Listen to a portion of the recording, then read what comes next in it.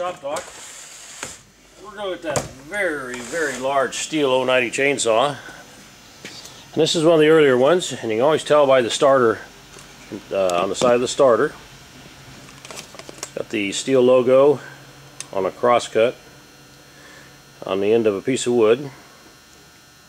This one's running just under 150 psi.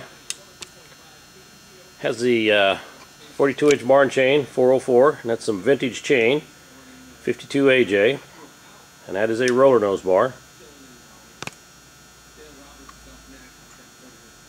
And we'll take a look at some of the features it has.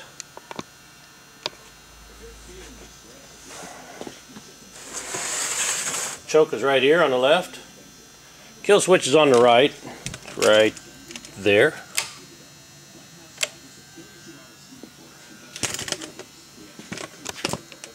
Fuel reservoir right here.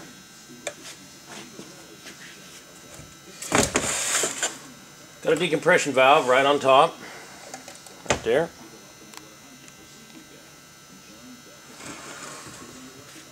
Falling spike. It's got the half wrap, real popular for the guys cutting the low stumps.